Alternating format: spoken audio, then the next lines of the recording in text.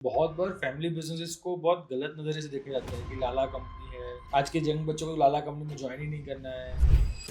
We are Gujaratis, तो गुजरात में तो रहता है कि मैं खुद का कुछ कर लूँ या कॉम्पिटिटर्स मुझे ट्राई टू पोच देम। तो what is that one thing that you are no doing to retain your employees? किसी कंपनी में कब तभी रिटेंशन की ज़रूरत पड़ेगी जब आपकी कंपनी का कल्चर ऐसा है कि वहाँ डिफरेंट काइंड ऑफ फंक्शंस और roles available in manufacturing industry right now. एक टाइम था इलेक्ट्रॉनिक्स एंड कंप्यूटर साइंस का बोलबाला था, everybody wanted to become a software engineer. Do you feel कि mechanical, electrical, civil are coming back into fashion because of AI?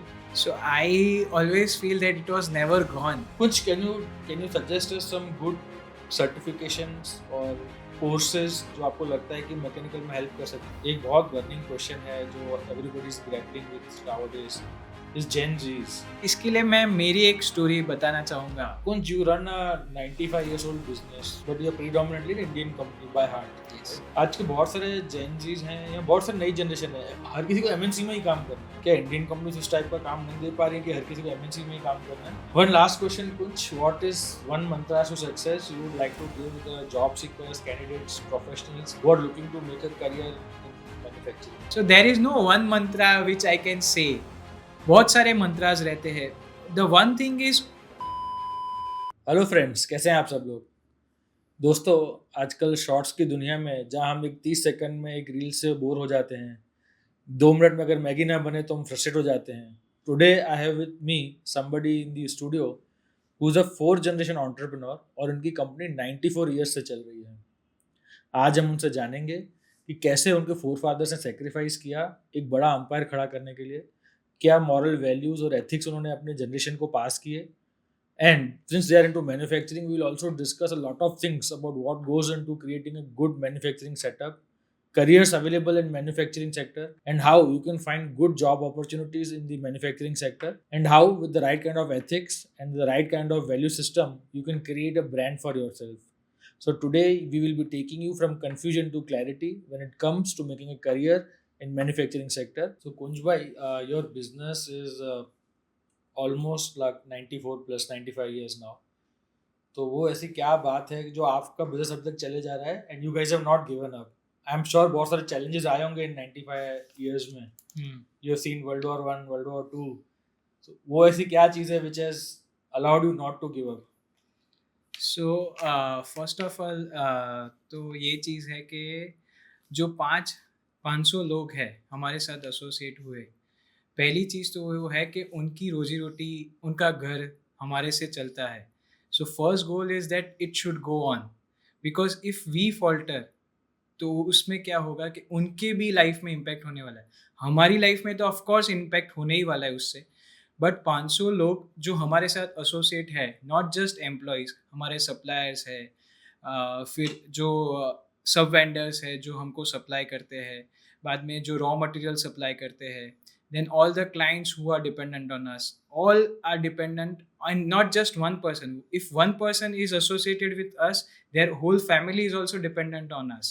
So Correct. 500 families जो हमारे से run हो रहे, उस रीज़न से ये लेगेसी जो 94 ईयर्स की है, मैं 4th जनरेशन हूँ तो वो प्राउडली बोल सकता हूँ कि 4th जनरेशन से चल रहा है।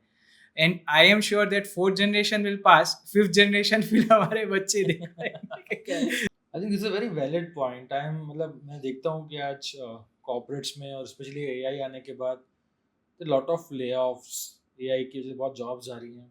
ऑन दी अदर हैंड बहुत बार फैमिली बिजनेसेस को बहुत गलत नज़रिए से देखा जाता है कि लाला कंपनी है। आज के यंग बच्चों को लाला कंपनी में ज्वाइन ही नहीं करना है कि वहाँ पे जब तक ऊपर से कोई हाथ नहीं हिलाएगा तो मुझे पता भी नहीं हिलेगा। But since I know you guys personally, I know you guys have a different style of functioning. Tell me, आपकी आपकी हायरिंग फिलोसॉफी क्या है? और मैं जानता हूँ कि आपने बोला 500 लोग आपके साथ जुड़े हुए हैं। I know a lot of employees who work with you are working with you since 30-40 years. So आपकी हायरिंग फिलोसॉफी क्या है?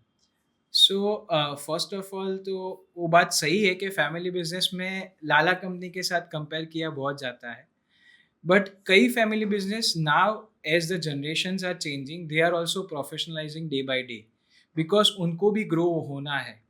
And with time people are changing, मतलब उसमें ऐसा नहीं रहा है कि एक सिंगल पर्सन ड्रिवन रह गई है कंपनी, तो वो चेंज होता रहता है।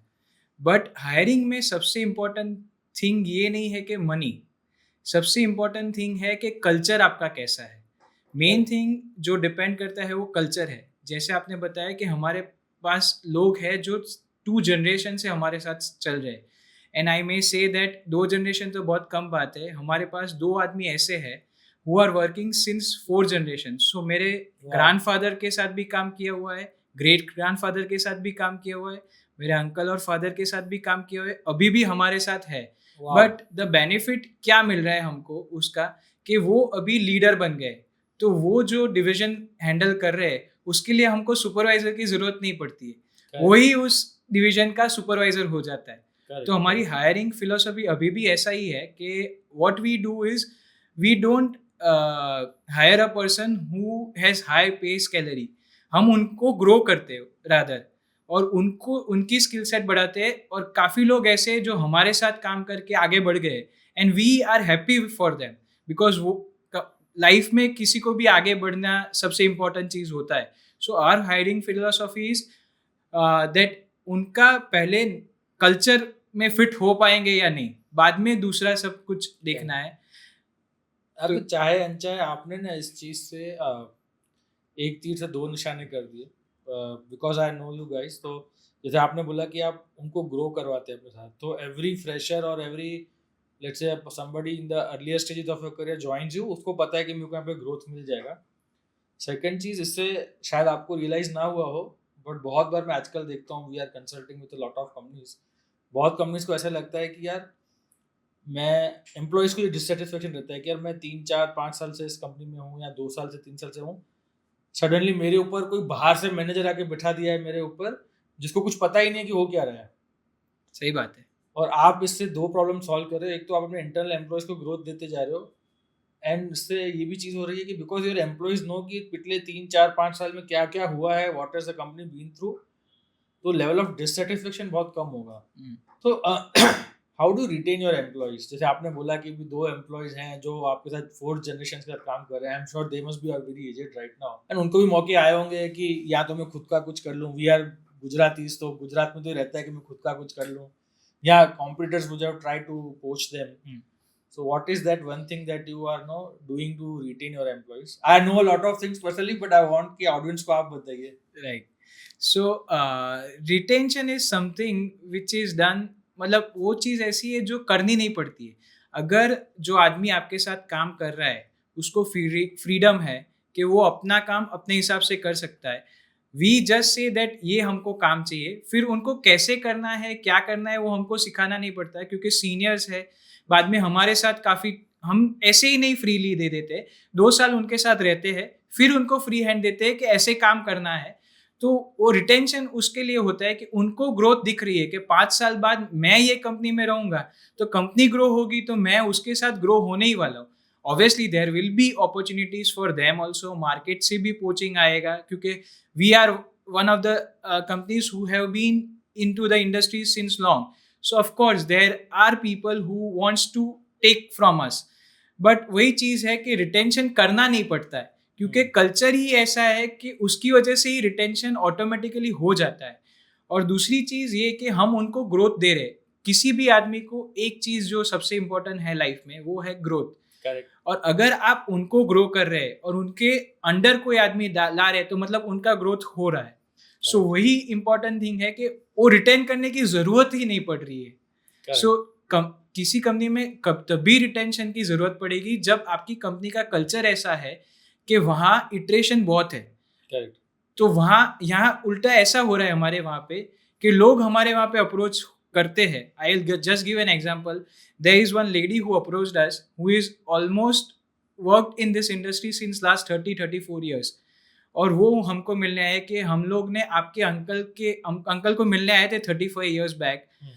बट उस टाइम ऐसा हुआ था कि उन्होंने मेरे को बोला कि आप यहाँ रहेंगे तो आपको ग्रोथ नहीं मिलेगा, मैं आपको रेकमेंड कर रहा हूँ एक कॉन्ट्रैक्टर कंपनी में, वहाँ पे आप ज्वाइन कीजिए। And after 35 years she came with to us कि मेरे को अभी पैसे से मतलब नहीं है, मेरे को सिर्फ काम करना है, और काम ऐसी जगह करना है जहाँ पे फ्रीडम हो और मैं अपनी हिसाब से काम कर सकूं. This is recently which has happen in last 2 months. Wow wow. तो मतलब कोई पोटेंशियल कैंडिडेट या potential employee you have not hired because आपको लगा कि उसको कहीं और ज्यादा ग्रोथ मिलेगा. Yes. तो एम्प्लॉयज के लिए तो ये सोच सकते हैं कि चलो मेरा एम्प्लॉय, मुझे उसको ग्रोथ देनी है, बट कोई कैंडिडेट आपकी तरफ आया और आप उस कैंडिडेट के लिए सोचो कि Yes. उसको ग्रोथ कहीं ज्यादा हो, तो that is very rare and this is something we should all need to learn from them. So, Kunj, you run a 95 years old business, but you're predominantly an Indian company by heart. Yes. Right? आज के बहुत सारे Gen Zs हैं या बहुत सारी नई generation है, हर किसी को MNC में ही काम करना है. We get lot of resumes WhatsApp पे, sir I'm looking for a job, kindly suggest a good job in an MNC. मतलब मेरे को ये बताना है, मेरे को पूछना है क्या इंडियन कंपनीज उस टाइप का काम नहीं दे पा रही है कि हर किसी को MNC में ही काम करना है, या MNC में सब वो क्या है. पर्सनली मेरे को लगता है कि वो बस एक सोशल ब्रैगिंग स्टेटस है कि मेरा लड़का MNC में काम करता है. So what do guys do for your own employer branding कि मैं MNC से काम करूं या मैं एक इंडियन कंपनी में काम करूं. Okay. So, MNC में क्या है कि of course they have this that ये company और countries में भी है. But what we do for our, so brand is something which we have built over a period of years. और वो उसकी वजह से हमको बेनिफिट मिलता है जो MNC को मिलता है.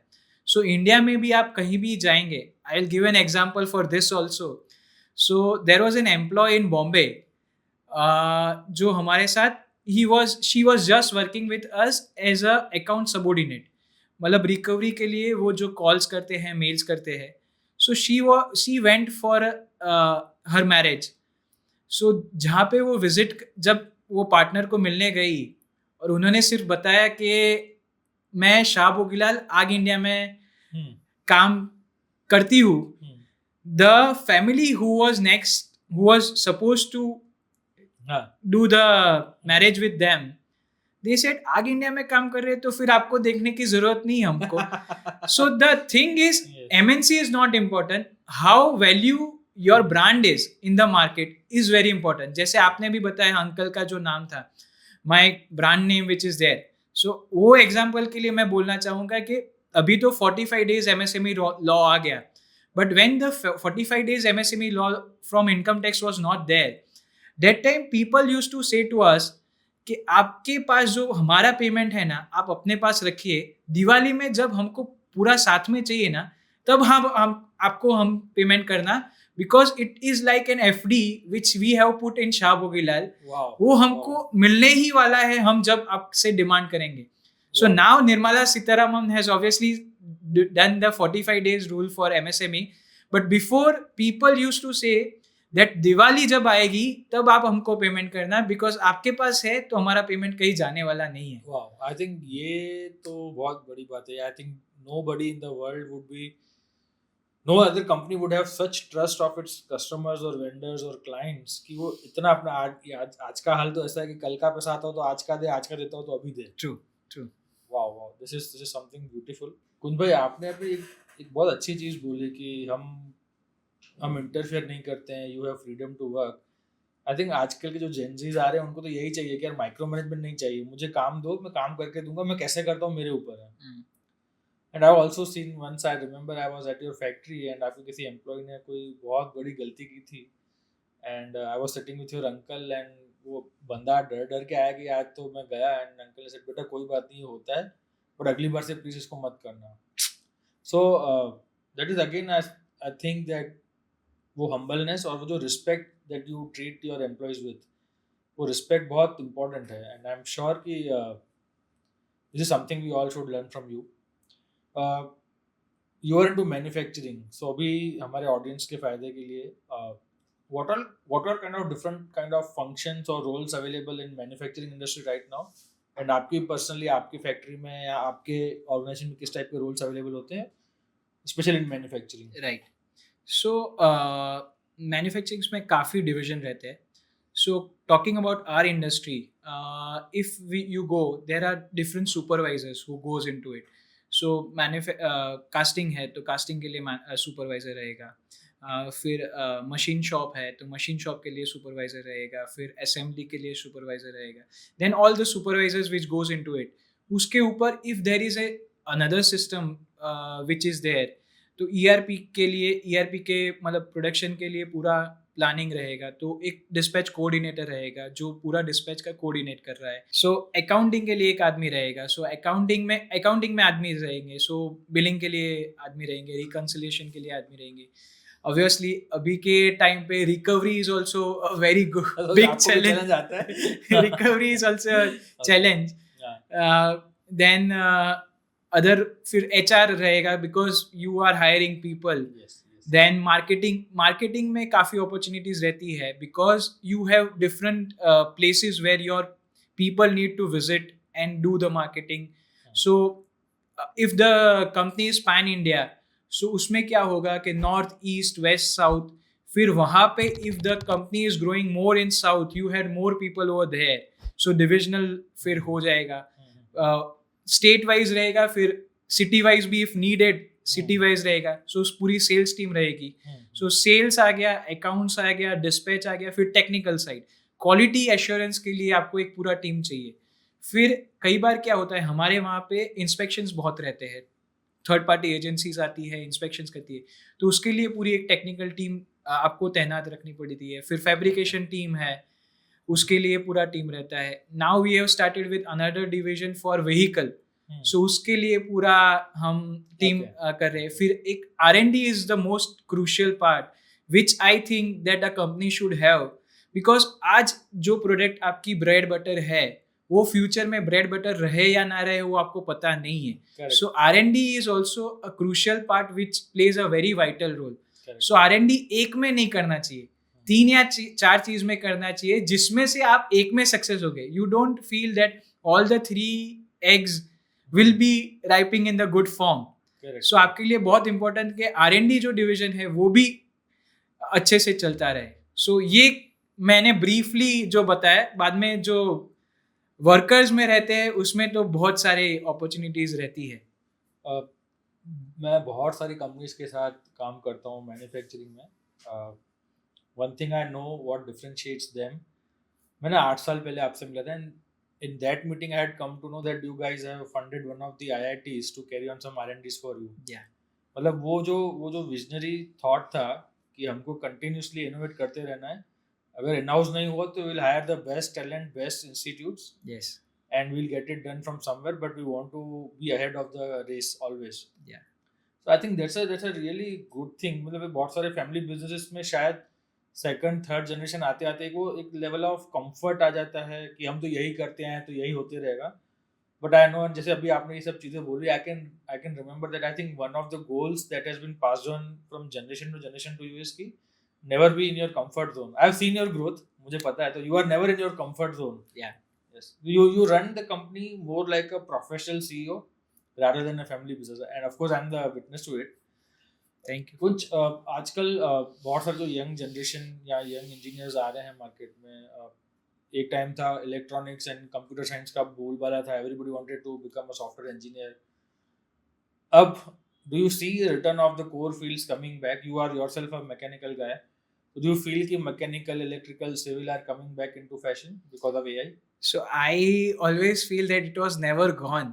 Okay. जो mechanical, obviously there was a time where computer and IT, and still computer and IT are quite a bit higher, because अभी क्या है, AI जो है उसकी वजह से थोड़ा उसमें attraction ज़्यादा है. But mechanical, civil, electrical and electronics, these are the core which will never go.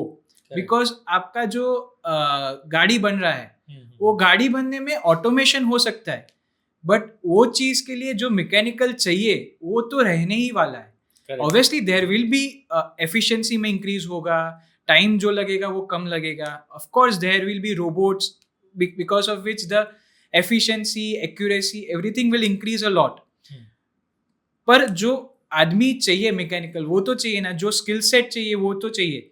So of course there is push in mechanical, electrical, electronic side, और वो रहेगा भी सही. I don't feel that the fields which are core will go और vanish. Of course there will be change because of AI की वजह से उनकी एफिशिएंसी ज़्यादा होगी, तो जो चीज़ आप 2 दिन में कर सकते थे, 5 दिन में कर सकते थे, वो 1 घंटे में हो जाएगा. बट द थिंग इज वो कोर फील्ड चली नहीं जाएगी कभी भी. Correct. मैं इंटरनेट पे बहुत सारे पॉडकास्ट सुनता हूँ, देखता हूँ, एंड आई ऑलवेज सी कि बहुत सारे लोग सिर्फ एआई के बारे में बात करते हैं. लोग बोलते हैं कि अ, अब डिग्री की ज़रूरत नहीं रहेगी, स्किल्स की ज़रूरत है. बट मुझे कई बार ऐसा लगता है कि this is correct, I am not denying that, but शायद ये चीज़ जो है it's more skewed towards coding and IT. ठीक है, मे बी आपको आईटी कोडिंग नहीं, अब आपको 4 साल की कंप्यूटर इंजीनियरिंग नहीं करनी है. आप अच्छा कोई लैंग्वेज में कोडिंग सीख लो या प्रोग्रामिंग सीख लो. अब तो एआई से ही प्रोग्रामिंग होता है, you just master the Yeah. AI. Do you think that is also true for mechanical, civil, electrical की नहीं? उनके लिए तो प्रॉपर एक 4 साल का रगड़ा होना चाहिए टू गेट दो स्किल्स. 4 साल का लगड़ा से ज़्यादा इम्पोर्टेंट इज प्रैक्टिकल नॉलेज. सो मैं क्या बोल सकता हूँ कि इफ़ देर इज़ अभी हमारे फील्ड में कैसे चेंज आ रहा है. सो फॉर कास्टिंग पहले क्या होता था कि हमको कारपेंटर के पास जाना पड़ता था पैटर्न बनाने के लिए. Now the time has change, AI has increase, because of that 3D printing has taken a role. So 3D printing की वजह से क्या होता है कि आपको एक कुछ अगर बनाना है तो उसके लिए आपको पैटर्न बनाने की जरूरत नहीं है. You can do a 3D printing and उसमें से आप एक सैंपल के लिए कास्टिंग करवा सकते हैं. Okay. So that is the benefit which AI has brought into it. Okay. और उसकी वजह से क्या होता है कि 3D स्कैनिंग. सो आपके पास कोई रिवर्स इंजीनियरिंग करना है कुछ चीज़ को, तो उसके लिए 3D रेंडरिंग, 3D उसके लिए बहुत सारे टूल्स अवेलेबल हो गए. So for manufacturing people this has become easier. और उसकी वजह से जो आदमी लगते थे पहले कि ये देखो ये इसको नाप के फिर आप ड्राइंग बनाओ, वो कम हो गया. सो वो जो जॉब अपॉर्चुनिटीज उसकी वजह से थी वो कम हो गई, बट उसमें एक्यूरेसी बढ़ गई. तो जॉब अपॉर्चुनिटी कम नहीं हुई. जो मैंने बताया टाइम पीरियड जो 10 दिन लगते थे उसकी जगह 1 दिन में आपको मिल सकता है 3D स्कैनिंग और उसकी वजह से. ओके. तो जो पहले कोई कारपेंटर आपके लिए कास्ट तैयार करता था 5 दिन में या 6 दिन में या 7 दिन में, अब उस कारपेंटर को अपने आप को अपस्किल करना पड़ा है कि मैं एआई और 3D ड्राइंग समझ लूँ और मैं 3D प्रिंटिंग से करके दूँ. एग्जैक्टली. तो एक जगह शायद कारपेंटर की जॉब गई लेकिन 3D प्रिंटर की जॉब ऊपर आई. Yeah. Okay. कुछ can you suggest some good certifications और कोर्सेज जो आपको लगता है कि मैकेनिकल में हेल्प कर सकते हैं, maybe quality certifications, production certifications. So काफ़ी सर्टिफिकेशंस है. उसमें से 3-4 ऐसे हैं कि देर इज़ ड्राइंग ऑटोकैड, और उसमें बहुत रिक्वायरमेंट रहती है. ऑटोकैड, सॉलिड वर्क्स, देन ये जो 3D के सॉफ्टवेयर नए आ रहे हैं उसमें बहुत सारी रिक्वायरमेंट्स रहती है. तो वो एक चीज़ ऐसी है जो अपस्किल करे तो मार्केट में बहुत बड़ी रिक्वायरमेंट है अभी. फिर दूसरी चीज़ ऐसा होता है कि डिस्पैच जो होता है, डिस्पैच कोऑर्डिनेटर है. फिर अभी क्या रहता है कि मार्केट में dependency on product is very huge. So market में अवेलेबिलिटी कम रहती है. मैकेनिकल आपने जैसे बोला कि सब कंप्यूटर आईटी के लाइन में ज़्यादा जा रहे हैं. So manufacturers on the mechanical side is decreasing day by day. किसी को आपने जैसे बोला सॉफ्ट फ्लोर पे काम करना इतना अच्छा नहीं लग रहा है. सो उसकी वजह से मैन्युफैक्चरर्स में कम मिल रहे हैं. सुपरवाइजर्स बोल लीजिए, कोई कुछ भी बोल लीजिए. So experience will count a lot in this field. So certifications obviously plays a major role. ऐसे जैसे ऑटोकैड के सर्टिफिकेशंस है, ऑटोडेस्क का सर्टिफिकेशंस है. बाद में आईटीआई जो है, इंडिया गवर्नमेंट बहुत अच्छा कर रही है जो आईटीआई स्किल्स कर रहे हैं. फिर CNC programming, VMC programming, all this may give you more money. I may say that आप नहीं मानेंगे, कोई आईटी का बंदा if he is doing the job और कोई सीएनसी प्रोग्रामर है who is taking care of 10 CNCs, he will be getting the same money of 2 lakhs rupees a annum. Wow. 2 lakhs rupees a month, sorry. जो एक IT वाले बंदे को मिलता है. बट वो आपको अपस्किल करना पड़ेगा कि आपको 10 मशीन संभालने की स्किल सेट होनी चाहिए. Correct. I think CNC programming is job role जो हमारे पास बहुत आता है और उसकी बहुत शॉर्टेज भी है मार्केट में. Exactly. आपने भी दी है, हमारे और क्लाइंट्स ने भी दी है वैकेंसी हमको. एंड या आई सी कि बिकॉज वो CNC is becoming, as India has to achieve becoming a manufacturing powerhouse, I think CNC programming is one skill जो बहुत सारे जो आज स्टूडेंट्स पढ़ रहे हैं उनको आज ये शायद ये स्किल देखना चाहिए, सीखना चाहिए, so that your job market में आपकी डिमांड हमेशा बनी रहेगी. Yes. कुंज, आपने जैसे बताया कि आप 3D प्रिंटिंग कर रहे हो with AI. Is there any way other than this you are using AI in your day to day tasks? AI की वजह से क्या बेनिफिट मिल रहा है? ERP I have started. सो उसकी वजह से क्या बेनिफिट मिल रहा है कि आपको जो लास्ट ईयर और इस ईयर का डेटा, अदरवाइज क्या है कि हम एक्सेल पे पूरा वर्क करते थे, करेक्ट। सो एआई की वजह से इतना बेनिफिट होता है कि आप एक ही बार चैट जीपीटी या कोई भी एप्लीकेशन में डालिए कि ये हमारा लास्ट ईयर का डेटा, ये हमारा इस साल का डेटा, सो उसकी वजह से आपको एनालिसिस मिल जाएगा कि कौन से क्लाइंट आपको छोड़ के चले गए या who is not coming to you again, और वो ऐसा तो नहीं है कि मार्केट से चले गए हैं, they have shifted to your competitors और समवन एल्स, सो उसकी वजह से आपको बेनिफिट मिलेगा कि आपको किस पे कॉन्सेंट्रेट करना है। जो क्लाइंट ऑलरेडी आपके पास है उस पर कॉन्सेंट्रेट करके कोई मतलब नहीं है, who are not there with you. Then also billing में अगर आप स्कैन करेंगे तो आपको आइटम के हिसाब से पता चल जाएगा कि इसमें लास्ट मंथ ये प्राइस था, इस मंथ ये प्राइस हुआ है, सो ये सब बेनिफिट हम एआई की वजह से ले सकते हैं और वो इम्प्लीमेंट हम कर सकते हैं। सो वो डेटा का बेनिफिट है जो हम ले सकते हैं। एक ऐसा धारणा है जनरली कि manufacturing is not safe for female और गर्ल्स और female workers. I've been to your factory. I know there are some females who work, but how do you want to tackle this question? Ki, is manufacturing safe for females, or how do you create that environment for females to come and work in a manufacturing setup? So gender equality is going, India में अभी बढ़ ही रहा है gender equality, so we are also promoting that. And manufacturing में हमारे में क्या रहता है कि जो पार्ट में आपको वेट लिफ्टिंग या हैवी वेट नहीं होता है वहाँ पे हम लोग वुमेन्स को एंकरेज करते हैं। एंड ऑब्वियसली ऑफिस स्टाफ में तो there is no limit on it, because whoever is mechanical or who has that skill set of repeating the job can already be, मतलब accounts में है, accounts में we can take women's, then where communication is needed to be done, वहाँ पे हम women's को encourage कर सकते हैं। सो उस चीज़ में हम लोग वुमेन्स को काफ़ी एनकरेज कर रहे हैं। And what happens is there will be a discipline which will be maintained when men and women are working together, और थोड़ा discipline बढ़ेगा। That is my gut feeling. Correct. Seeing all this here in manufacturing. Correct. But women also can be good CAD/CAM operators, drawings, and Yes. all those things, right? Yes. And I think you and a lot of other companies are pushing females to work. ठीक है, आप शायद जैसे आपने बोला कि wait वाली चीजें अगर शॉप फ्लोर पे आपने, because obviously for physical strength purpose, not for anything else. Okay, मैं ये जानना चाहता हूँ कि एक बहुत बर्निंग क्वेश्चन है जो everybody is grappling with nowadays, is Gen Zs. तो are you dealing with Gen Zs? Do you get Gen Z applications? Of course. And how you deal with, do you hired any Gen Zs in manufacturing domain, and how has been your experience so far? So I was not knowing this, but हमने दिसंबर में एक event किया था cricket का for team building. सो उस time मैंने realise किया कि our staff who is working with us, most of the people are मतलब 40 years से कम की उम्र के ही है, और Gen Z we are hiring a lot।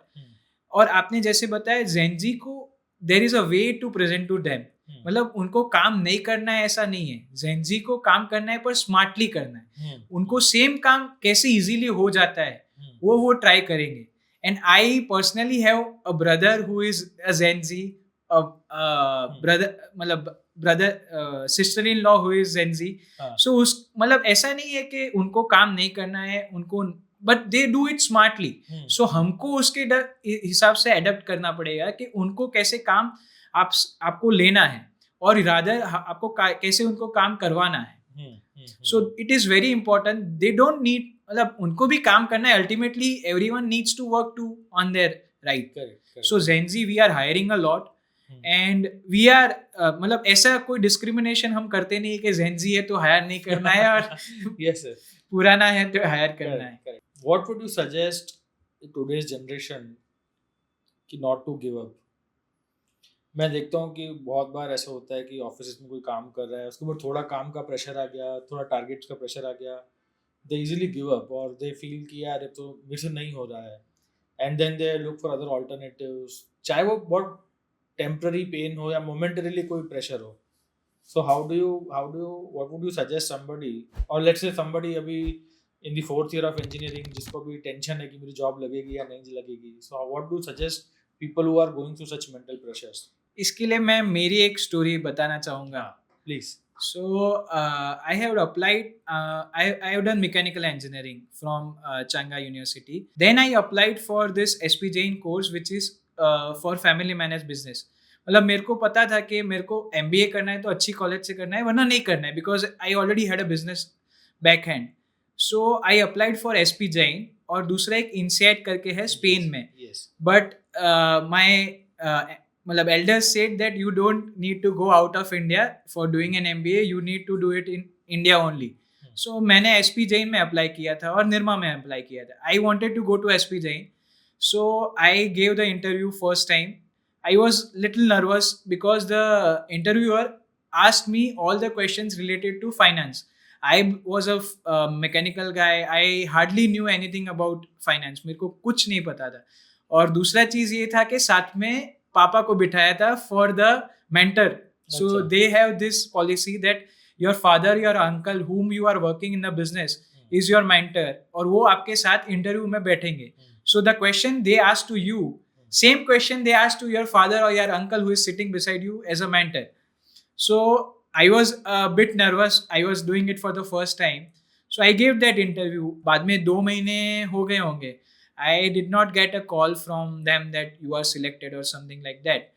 तो मैंने एक बार ऐसा था कि UL का एक वहाँ पे सेमिनार था and I was going to present from our company. So मैंने चांस लिया कि मैं मिलने जाता हूँ क्या हुआ था. So I went there. I met the people over there. और वहाँ पे एक समीर सर करके थे, उनको मिला. I said I was nervous during that time and luckily ऐसा हुआ था कि वहाँ पे जो हाइडन एसेसरीज बिल्डिंग में लगे हुए थे, that were our supply. Okay. So he asked me, what do you do? I took him to the stairs and showed him that this product which you are seeing, ये हमने supply किया था और ये हम करते हैं. But at that time I was a mechanical guy. उस टाइम मैं थोड़ा नर्वस हो गया क्योंकि मैडम ने जो क्वेश्चंस पूछे थे पूरे रिलेटेड टू फाइनेंस थे. सो वो ये था शायद से थर्सडे इवनिंग में उनको बात करके Friday morning I was back to work. Friday मैंने सुबह में उनको एक बार फ़ोन किया, उन्होंने फ़ोन नहीं उठाया, शायद से काम में होंगे. शाम को फ़ोन किया, फ़ोन नहीं उठाया. Saturday morning I called him again, he did not pick up. Saturday afternoon I called him again, he did not pick up. Saturday evening I called him again, he picked up. बोलते हैं क्या हुआ कुंज, क्यों इतने phone कर रहे हैं. मैंने बोला सर आपने बोला था मैं रिवर्ट बैक करूँगा. He said okay, give me an interview on Monday. I wanted to start my company in Dubai at that time. I am talking about 10 years back. उस टाइम SP Jain में ऐसा था, they have started this dual model. So Dubai, Singapore and Bombay.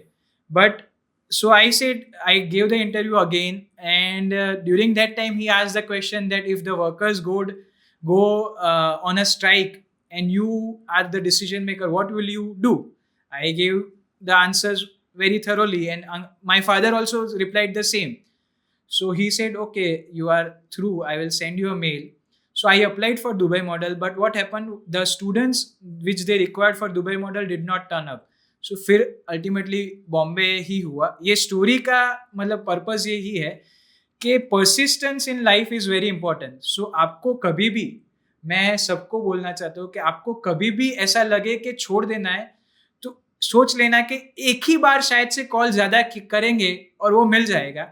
And my sir Parimal sir जो SP Jain में पढ़ाते थे, he is dean, he used to say that कोई भी क्लाइंट होगा ना, वो आपको 7 बार ना बोल सकेगा, 8वीं बार वो ना नहीं बोलेगा. This is a marketing principal.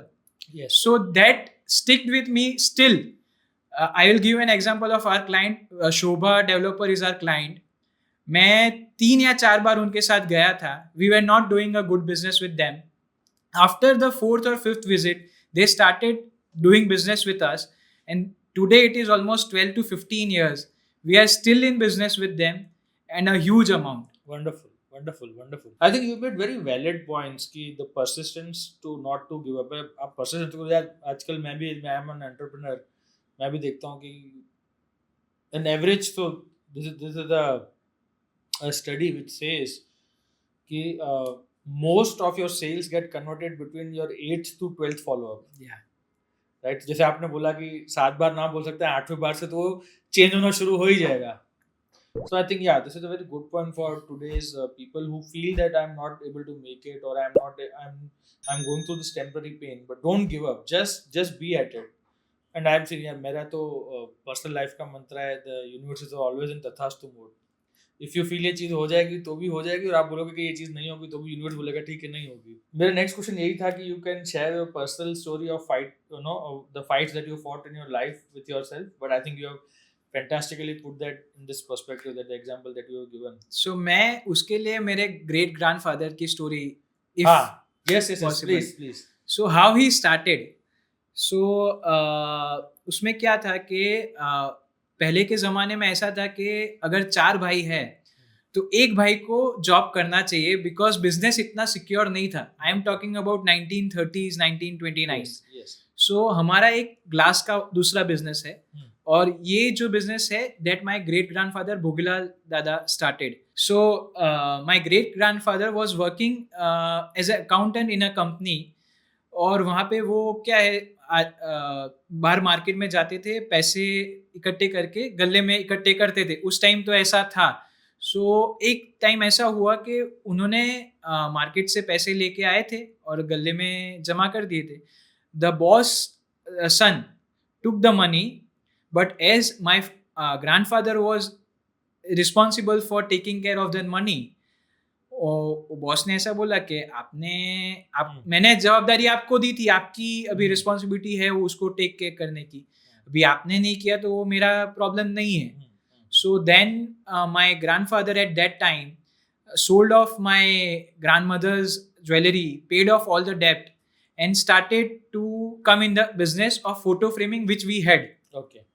So 3 brothers were working in the photo framing business, और मेरे ग्रैंडफादर थे वो उसमें थे. बाद में ऐसा अपॉर्चुनिटी आया कि उनको फोटो फ्रेमिंग के लिए, उस टाइम अहमदाबाद इतना डेवलप नहीं था, सो उस टाइम बॉम्बे गए थे. सो ही वेंट टू लोहार स्ट्रीट, वहाँ पे है अभी बीबी. तो वहाँ पे लेथ मशीन्स और नेल्स वगैरह मिलते हैं. तब यहाँ पे इतना सेल्स नहीं था, तो फोटो फ्रेमिंग के लिए वो वहाँ पे नेल्स के लिए गए थे. देयर वाज अ कच्ची फैमिली, कुंवरजी देवसी करके. So he asked my grandfather, that time couplings, instantaneous couplings were used, which were used to supply to England. तब हम ज़्यादातर एक्सपोर्ट ही करते थे, इंडिया में कुछ नहीं था. तो उन्होंने मेरे दादाजी को पूछा कि ये आप बना पाएंगे. He did not knew anything about that coupling. He said, I will try. और उन्होंने बोला 3000 कपलिंग का ऑर्डर है. He said, okay, can I take this sample with me? और उन्होंने बोला मेरे को थोड़ा एडवांस भी दीजिए. अभी आप सोचिए, वो खरीदी करने गए थे वहाँ पे, और उनको वहाँ पे उन्होंने एक कपलिंग का सैंपल दिया और साथ में वहाँ पे 100 रुपीज़ दिए. उनके बाजू में एक बाटली बॉय करके लेथ का मशीन आता है, उसकी ट्रेडर था. मेरे दादाजी ने उसके बाजू में बाटली बॉय कंपनी का लेथ मशीन लेके यहाँ आए और वो कपलिंग लेके. He rented a place in गीकाटा which is still with us. वो 93 इयर्स हुए, बट वो जगह अभी भी हमारे पास है. एंड वो कपलिंग से हमने स्टार्ट किया था. 1980s में थर्ड जनरेशन जब स्टार्ट हुआ, तब हमने कुंवरजी देवसी को मटेरियल सप्लाई करना कम किया, क्योंकि उनके इंटरनल इश्यूज इतने बढ़ गए थे. And we started with our own brand called Aag. So third generation and second generation started the brand Aag. और 2005 में हमने यूएल लिया था.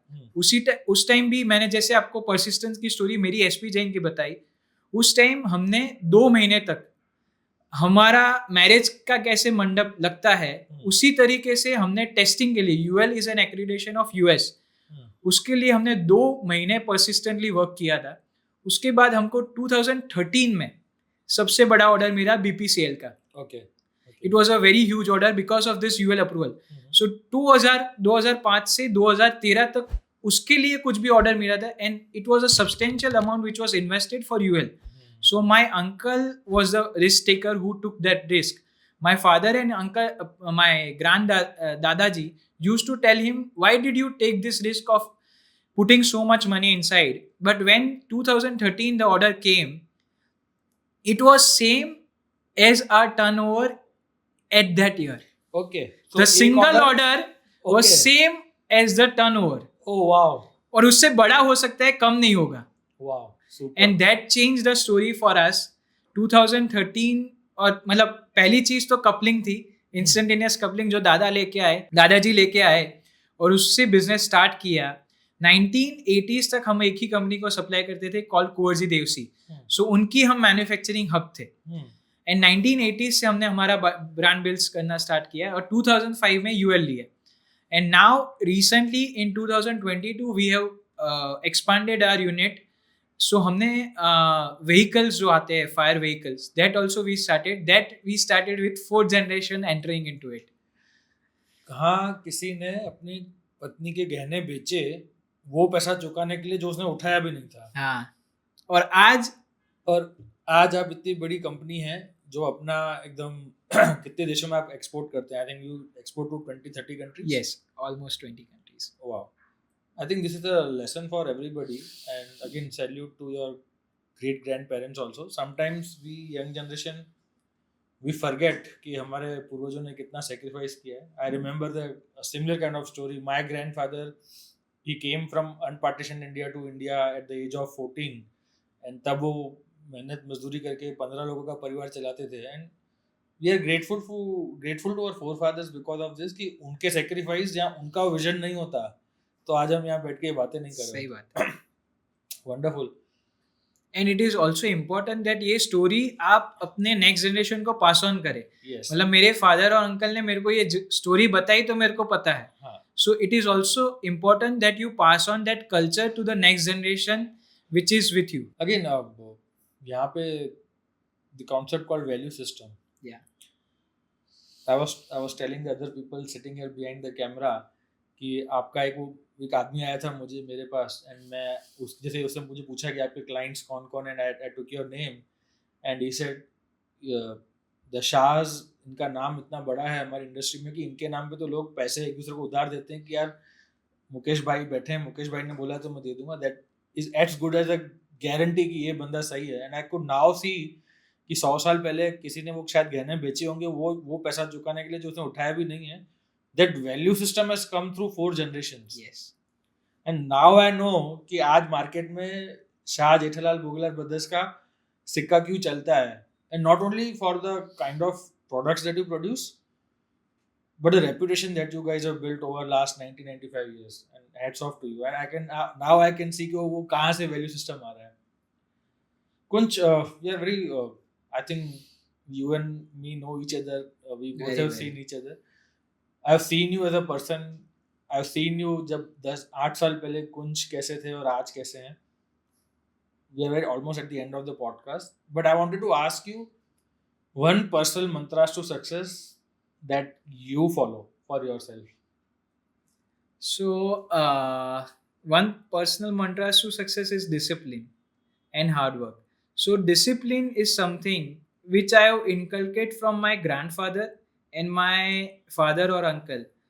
So मेरे grandfather 70 years 80 years तक he had that mantra. 7 बजे वो घर से निकल जाते थे, कुछ भी हो, चाहे कुछ भी हो. 365 days. I cannot work 365 days. Yes. But he used to work for 365 days in the morning. So 7:30 if वो मंदिर जाते थे. So if he enters the mandir, then the time was 7:45. कोई भी अगर मनु दादा enters the mandir, people will say don't look at the clock, it is 7:45 in the clock because he is here. So wow. Discipline is something which I have inculcated over generation. Yes. And मतलब कुछ भी travel हो, कुछ भी हो, अभी तो travel काफ़ी बढ़ गया है लोगों का, but that time he made sure that at 7:45 उनका एक he does not know how to drive. So उनका एक रिक्शा वाला फिक्स था. अगर वो नहीं आता था तो उनकी जगह पे और कोई ऑल्टरनेटिव वो रिक्शा वाला ही अरेंज कर देता था. But 7:30 he used to be here. मतलब वही discipline and hard work. Hard work can be replace by smart work. मतलब हार्डवर्क करना चाहिए and it is very important, but discipline is something which you should never let go in life. So discipline अगर 5 दिन काम कर रहे हैं तो 5 दिन अपना पूरा दे दीजिए और डिसिप्लिन से करिए. Wonderful. that will stay for long. पता नहीं, हम ये बात कर रहे हैं ना, मेरे मन में अभी भी आ रहा है कि how easy is for today's generation to call somebody लाला कंपनी, और टू कॉल समबडी यार ये तो फैमिली बिजनेस है, but they don't know the sacrifice somebody would have made 2-3 generations ago, कि आज भले वो लाला कंपनी है बट वो इतना पीछे एम्पायर बना के गया है, and because of all this sacrifices and all this disciplines that you are talking about. Yes. One last question, Kunch. What is one mantra to success you would like to give the job seekers, candidates, professionals who are looking to make a career in manufacturing? So there is no one mantra which I can say. बहुत सारे mantras रहते हैं. The one thing is whichever company you join, गोल ये रखिए, अगर पहले आप join कर रहे हैं, first if you are joining your first job, your first goal should be to learn.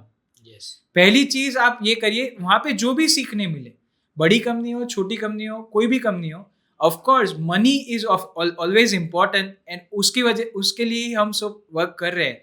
But the other thing is learning the skill set which we learn over a period of years will not go.